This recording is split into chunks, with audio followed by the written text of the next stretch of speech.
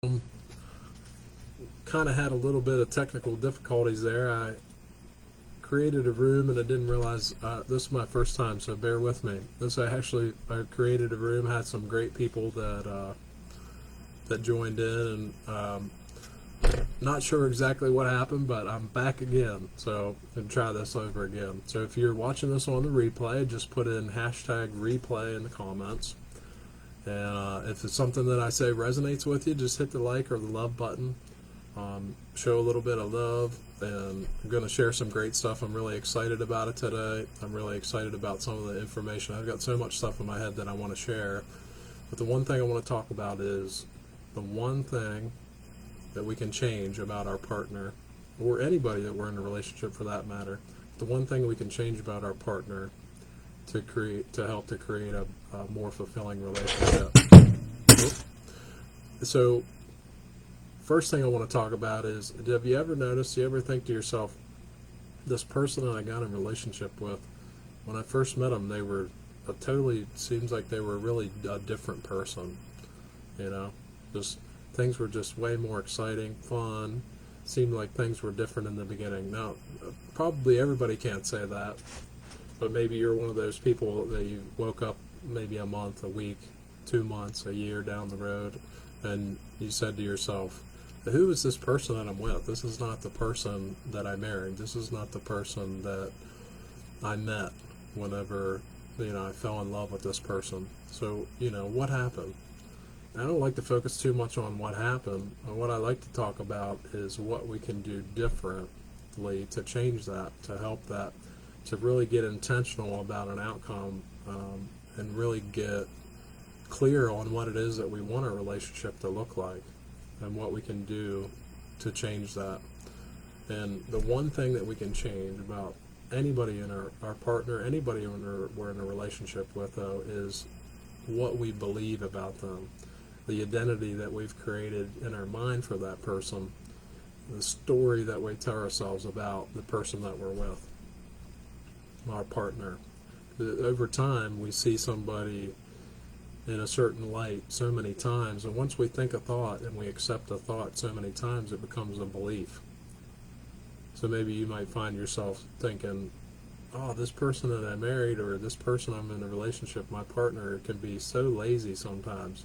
They can really be self-centered. They can really be disrespectful sometimes. Maybe you can relate to that. Maybe you can see them to do something, and you're like, this is not the person that I got with in the beginning. And we start to get a disempowering identity for this person that we're in a relationship with. And we start to speak to that, and we start to think about that. And that becomes our story for this person. Oh, they're just lazy, or they're just selfish. Or one that I hear a lot is they're narcissistic. That's one that people use a lot for other people, that they're narcissistic.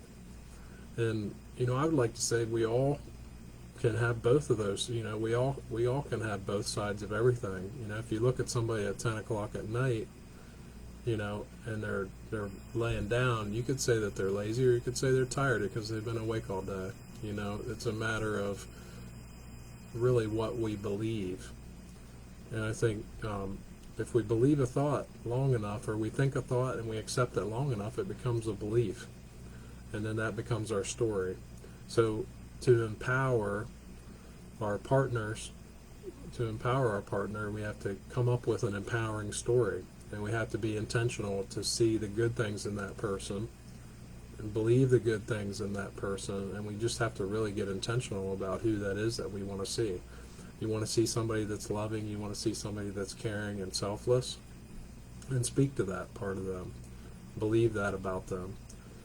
This is a good example. Say people that are really car aficionados or whatever, somebody is a Chevy, they love Chevy. So every time they see a Ford, they're probably noticing the Fords that are rusted and broken, busted alongside the road, because they believe Chevy's better.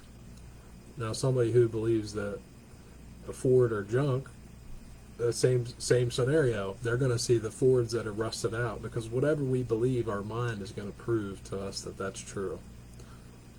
So it's getting intentional about what it is that we want to see in a partner. So if any of this resonates with you, hit the like button, hit the love button. So ask yourself, where am I at right now in my relationship? Out of a 1 to 10, how fulfilling is my relationship? So start there, and then see where you're at. Maybe you're at a 2. That's okay. Where do you want it to be? You want it to be at a 10? So write down, okay, how about let's shoot for 8. Okay, what do I need to do to bring my relationship up to an 8? You know, what do I have to put into my relationship to bring it up to that? Because if we want our relationship to be more fulfilling and we're waiting on the other person to do that, we're waiting on our partner to make it more fulfilling for us, it's likely we're going to have a long time to wait. So I want to ask you that. What is it that you can do? How can you be more intentional, and how can you believe the best in your partner to be able to see that more often in them? So write down 3 things. 3 things about your partner that you loved in the beginning. 3 of their qualities that you couldn't do without. That's the thing that just really did it for you about that person. Write those 3 things down and find those things as much as you can in that other person, and speak to that and think about that and believe that about that person, because whatever you believe about that person, you will see. Our mind is there to prove us whatever we believe is true. So if we can be intentional about what it is that we want to see in our partner, and we can believe in that, then we can help to cultivate that, speak to that, and be intentional with our thoughts and our actions towards that. If you need any more support on this, or you want to talk anymore, just reach out. Offer a free consultation for anybody who's interested in going further in this. You can reach out. You can send me a PM, a DM. Smoke signal doesn't work unless you're close by. Fax, I don't have one of those, but you can send me a text. My telephone number's on the website, and just look up dating and relationship coaching with Robert Twine, or you can send me a DM here. So I appreciate all of you. If you got something out of this, just hit the like or the love button, send a hashtag replay in the comments, and I appreciate you. Thanks again, and may all your relationships be fun and fulfilling. Thanks again. Take care.